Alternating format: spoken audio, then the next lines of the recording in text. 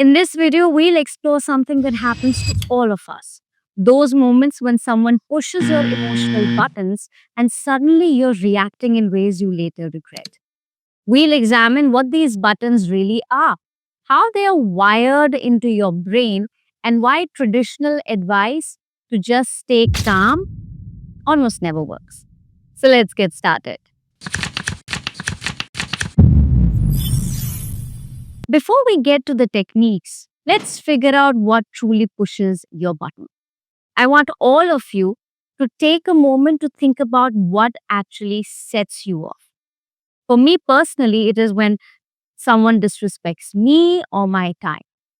For others, common triggers can include someone brushing your ideas off at work, being criticized, especially in front of others, getting cut off when speaking, having your boundaries ignored, getting short responses to thoughtful long messages. Sounds familiar? Or do you have any different triggers? If yes, please put it in the comment section below. Now, your buttons are uniquely individual, explaining why a comment that devastates one person may have absolutely no effect on the other.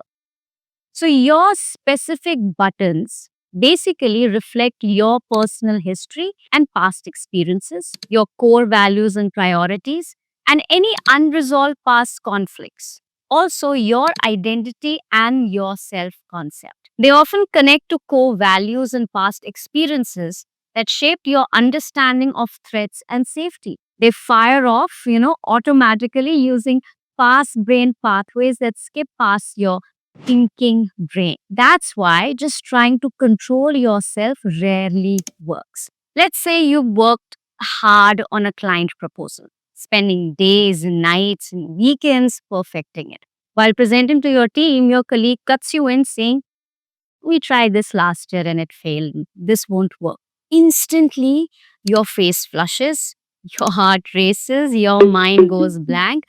All you can think is, he never gives my ideas a chance. Now, you want to say, "Let me finish and you'll see why this is different." Instead, you stammer and can't seem to get the right words out. Your confidence is crushed and you rush through the rest of your presentation.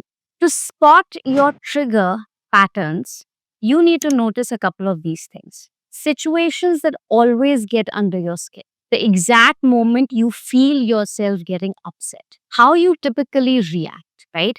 So let's look at what really happens when someone is pushing your button. Your emotional alarm goes off. Your brain has an emergency alarm system called the amygdala.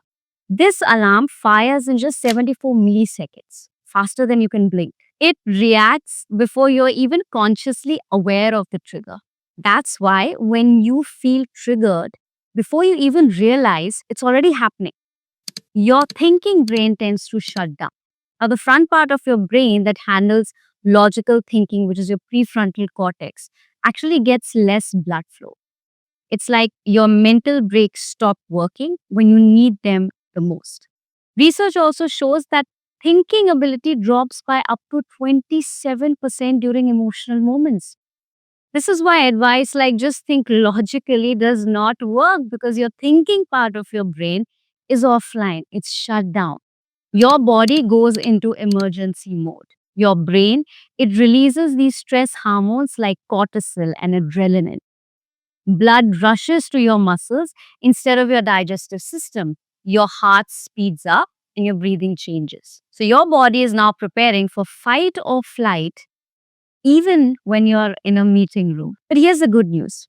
With awareness and practice, you can develop skills that help you recognize when you're getting triggered and respond more effectively. A skill called emotional intelligence. By recognizing your emotional signals early and using the right techniques, you can create new neural pathways that eventually become your automatic responses instead.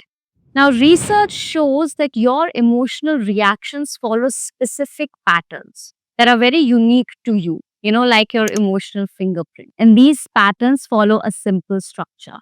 If something specific happens, let's say an event, then you react in a predictable way. For example, If someone interrupts you, then you feel disrespected and shut down. If your work is criticized, then you get defensive and push back. If you are left out of decisions, then you feel insecure and try to prove yourself. I want you to take a moment to identify your emotional buttons by completing the following statement. When someone dash, I automatically feel dash and tend to dash. Please do this exercise and share your statement in the comments below.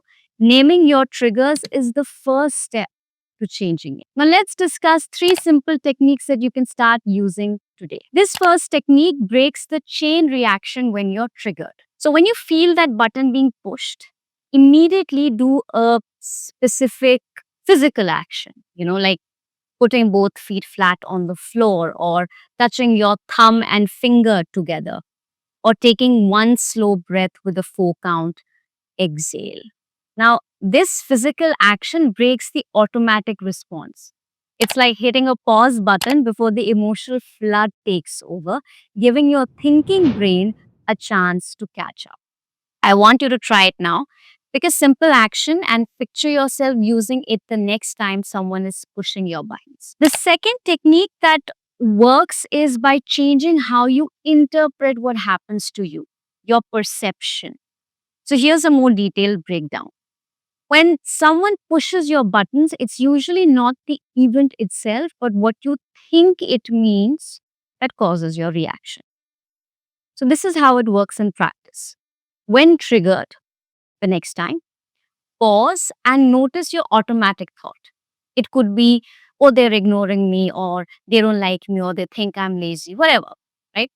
Ask yourself, what are 3 other possible explanations for the situation? Pick a reason that focuses on circumstances rather than taking it personally. They might be distracted by their own presentation, or perhaps they did not hear you clearly. So, change the way you perceive the situations. The third way is to develop and practice specific phrases for common trigger situations. So you can respond effectively even when emotionally activated. For example, when interrupted, you can say, I'd like to finish my thought first, then I'd be happy to hear your perspective. When criticized, you can say, could you help me understand which specific parts need more improvement? When you're feeling pressured, you could say, I need a moment to consider this before responding. The key is to keep responses brief, respectful, and focused on moving the conversation forward, rather than escalating tension. Your goal is to maintain the relationship while still addressing your needs. You have to remember that your emotional buttons often connect to what matters to you. So, if dismissal bothers you, it shows you value being respected. If criticism stinks, it shows you care about doing good work. So, by recognizing the values behind your triggers, you can respond in ways that honor what's truly important to you while still managing challenging situations effectively. If you'd like to build these skills further, check out our Master Emotional Intelligence Certificate program. It's a 3 level online program that we've been running for more than 5 years now. You can find the link below. And if you found today's video valuable, please don't forget to like this video and do subscribe to our channel. I will see you in the next video soon.